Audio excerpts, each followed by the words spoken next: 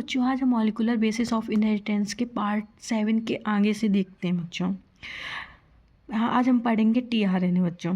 TRNA soluble RNA भी इनको कहा जाता है। क्या कहा जाता है बच्चों? सॉल्युबल आरएनए भी कहा जा सकता है और अडेप्टर या कैरियर आरएनए भी कहा जाता है बच्चों। अडेप्टर इसलिए कहा जाता है कि ये अमाइनो एसिड को ऐड करके रखता है बच्चों, अपने साथ कैरी करके रखता है। अडेप्टर या कैरियर आरएनए भी कहा जाता है इनको बच्चों। ये सेल के सबसे स्मॉलेस्ट आरएनए होते हैं बच्चों।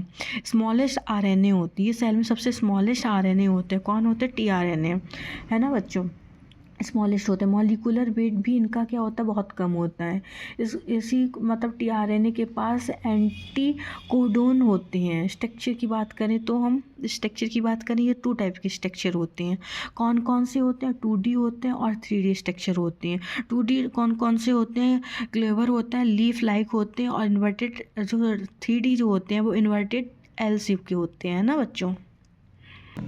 फिर हम बच्चों फिर हम फंक्शन की बात करते हैं बच्चों। ये अमाइनो एसिड को ट्रांसफ़र करता है बच्चों। जब प्रोटीन का सिंथेसिस होता है तब ये क्या होता है? अमाइनो एसिड ट्रांसफ़र करता रहता है ना बच्चों। फिर हम बच्चों देखते हैं ट्रांसक्रिप्शन की बात करें। ट्रांसक्रिप्शन मीन्स क्या होता है बच्चों? आरएनए मतलब डीएनए से क्या होता है? आरएनए का बनना होता है। ट्रांसक्रिप्शन मीन्स क्या होता है? डीएनए से आरएनए का बनना होता है बच्चों।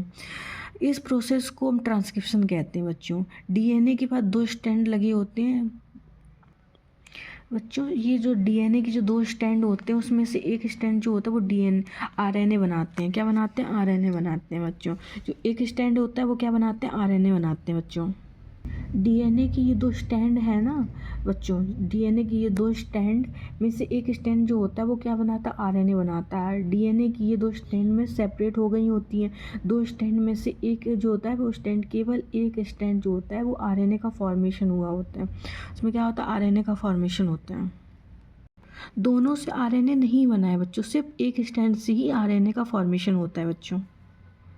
फिर हम बच्चों देखते हैं जिस स्टैंड ने यहाँ पर आरएनए बनाया है बच्चों, उस स्टैंड को हम कहा जाता है एंटीसेंड या टेम्पलेट स्टैंड बोलते हैं। जिस स्टैंड में आरएनए बना है बच्चों उसको हम क्या बोलते हैं? एंटीसेंस या टेम्पलेट स्टैंड बोलते हैं बच्चों, है ना बच्चों। और बच्चों जिस स्टैंड पर आरएनए नहीं बना होता है उस स्टैंड को हम बोलते हैं सेंस या कोडिंग स्टैंड बोलते हैं बच्चों, है ना बच्चों। जिस पे आरएनए नहीं बनता है उस स्टैंड को कहा जाता है सेंस या कोडिंग स्टैंड। केवल एक ही स्टैंड से आरएनए का फॉर्मेशन होता है। केवल एक ही स्टैंड से आरएनए का फॉर्मेशन होता है। जिस स्टैंड से आरएनए का फॉर्मेशन होता है उसे एंटीसेंड या टेम्पलेट बोलते हैं। और जहाँ पे आरएनए का फॉर्मेशन नहीं होता है बच्चों, जिस स्टैंड से नहीं होता उसको सेंस या कोडिंग स्टैंड बोलते हैं बच्चों। ठीक है बच्चों।